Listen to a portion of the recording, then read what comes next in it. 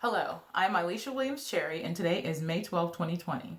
Good afternoon to each honorable member of the Senate, Finance, and Budget and Taxation Committee of the Maryland General Assembly and the rest of my fellow Marylanders. I appreciate the time that I have been allotted in this video testimony to share my concerns and experiences with regard to the Maryland unemployment insurance process. On Friday, March 27, 2020, my employment was ended with my most recent employer due to there no longer being sufficient work to support my position as a result of the ongoing and significant impact of COVID-19 coronavirus on our business and the economy generally. On Monday, March 30th, 2020, I submitted my claim for unemployment insurance benefits online to the Maryland Department of Labor Licensing and Regulation Division of Unemployment Insurance. As a follow-up, I received the statement of reported wages and monetary eligibility from the Department of Labor, noting my eligibility and maximum benefit amount with an effective date of 3/29/2020 and the benefit year end of 3/28/2021. I did not file a dispute in reference to this statement.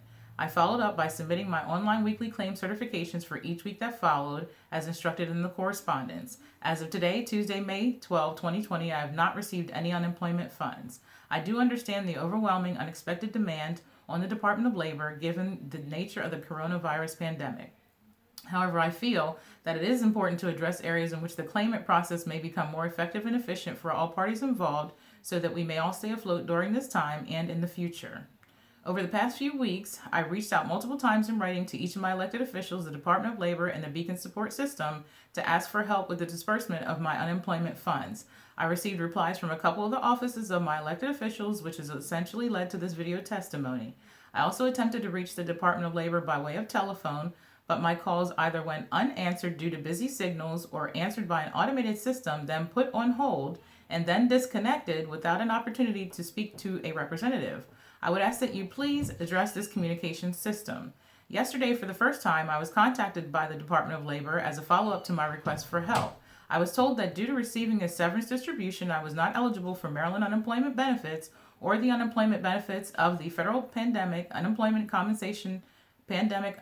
Assistance Program as a result of the implementation of the Coronavirus Aid, Relief, and Economic Security Act, CARES Act.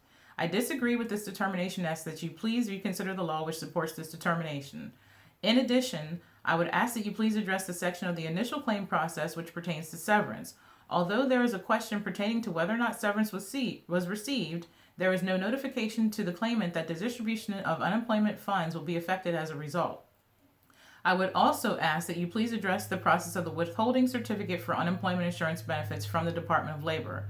I completed, signed, and mailed this form back to the Department of Labor on April 4th, 2020. But the change did not appear on the Beacon system upon login. It was not until I made the change online in the system that the change was saved.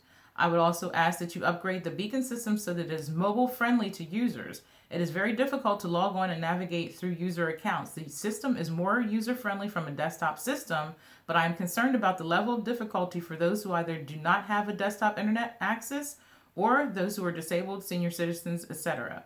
I would also ask that you address the initial claim process so that claimants who have more than one job and would like to submit a claim for only one job are able to properly submit their claims. As it stands, a claimant must submit an employment end date in order for a claim to be processed.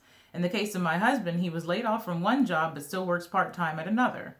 The system will not allow him to show that he is currently working at one part-time job and submit the claim only for the job which laid him off. It is forcing him to add an end date to the job where he was currently working, which of course has the potential to have an adverse effect on his claim and on his employment with the current employer.